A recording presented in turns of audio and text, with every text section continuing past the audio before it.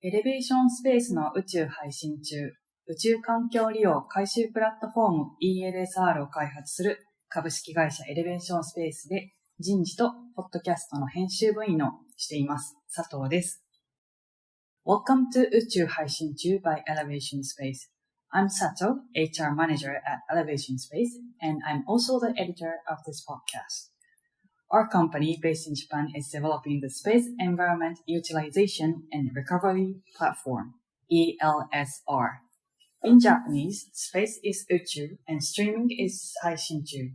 Put them together and the title of our podcast is Uchu Haishinchu. Join us on this podcast for some real talk with our team. We'll share a business story, talk about the latest space trends, and explore other interesting topics.We're thrilled to record our first podcast in English. We hope you enjoy it. 突然英語でお話ししましたが、今回は海外の皆様にもエレベーションスペースという会社と私たちが取り組む事業を紹介するため、本編に関しては完全に英語のみでお届けしてまいります。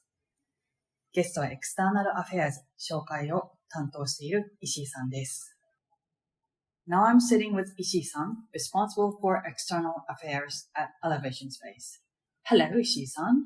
Hello, Sato-san, and hello to everyone listening. I am Ishii, and I will try my best to explain what we do at ElevationSpace today. As part of your role, I imagine you engage with people from both Japan and abroad. So in this podcast, I would like to ask you some questions on behalf of our international audience. Okay, I'm ready.Good.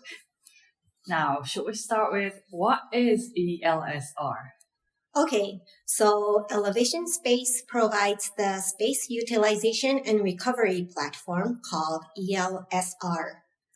ELS-R is the only service in Japan that conducts research, development, and manufacturing in space, or low Earth orbit to be more specific, and then can retrieve those materials back to Earth.Our clients can use our service for various purposes such as technical demonstrations, high-quality material manufacturing, entertainment, and pretty much whatever else new ideas that they come up with.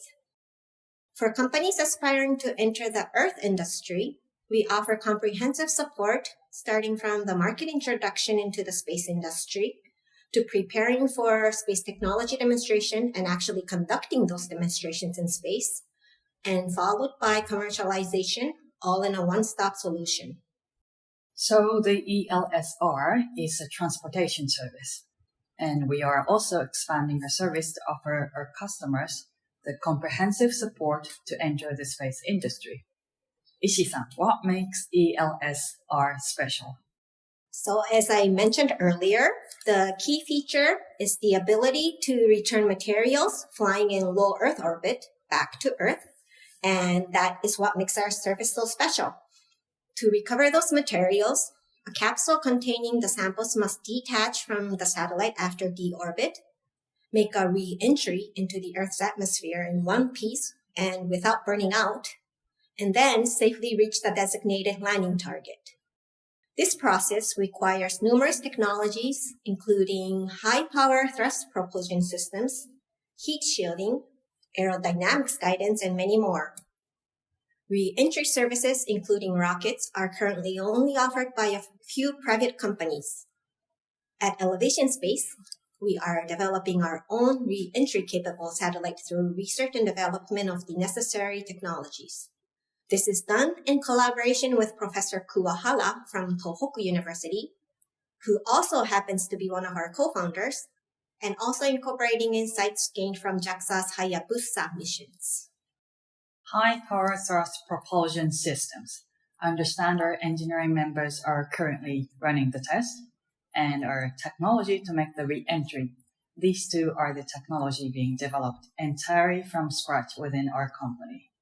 Yes, that's correct.Right now, we can only recover the capsules detached from the satellite after the deorbit.The satellite will make a re-entry into the atmosphere separately and will eventually burn up. In the future, we want to return the entire satellite back to Earth and make it reusable. Another future development involves the anticipated retirement of the International Space Station aka ISS, in 2030.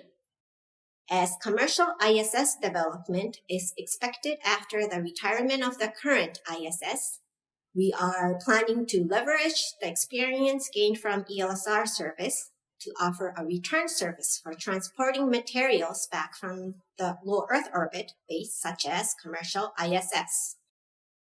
The retirement of the ISS has significant global impact. What plans are in place post-2030? And do you have insights into the strategies of leading nations? Right now, the development of commercial ISS modules is led primarily by the United States. In the US, NASA supports private companies developing commercial space stations through the Commercial Destination Free Flyer program. It's mainly big players in the US and Europe taking on the development initiatives. How about Japan?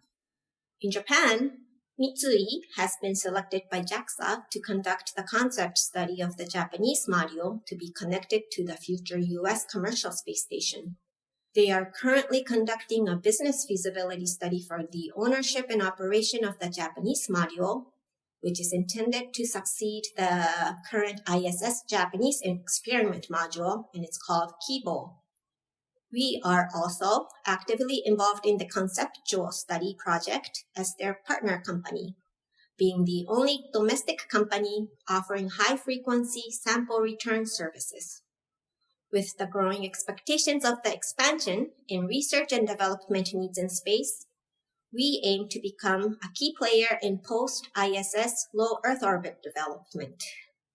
As a company providing cost-effective and high-frequency experiments and demonstrations in space, we would like to contribute to the advancement of the space industry and also play a significant role in the development of low Earth orbit activities beyond the ISS era. It's exciting to see your company taking the initiative for the future of space utilization. What's our next move?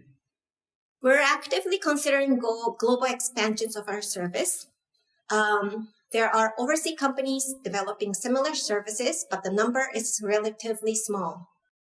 And as a result, we are seeing a growing interest from stakeholders in various countries.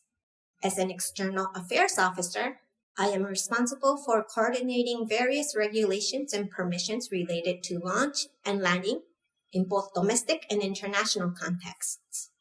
In the near future, I hope with the prospect of international expansion of our service, the complexity of coordination is likely to increase, not only in the vertical domain, which is Earth to space and back, but also in the horizontal domain, which is crossing borders between countries.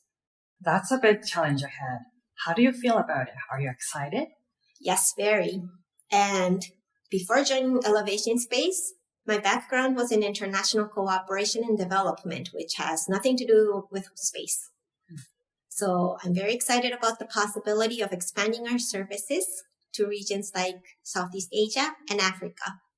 This expansion could potentially serve as a catalyst for the market entry of countries that are currently not involved in the space industry. If you're interested in our service, ELS-R, or the space industry, feel free to contact us.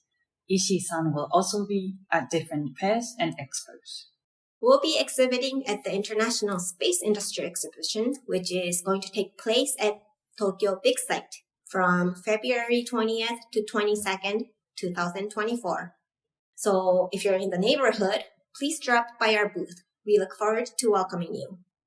Do you have any upcoming trips abroad? Yes, I would like to visit overseas as soon as possible to confirm the international needs of our service.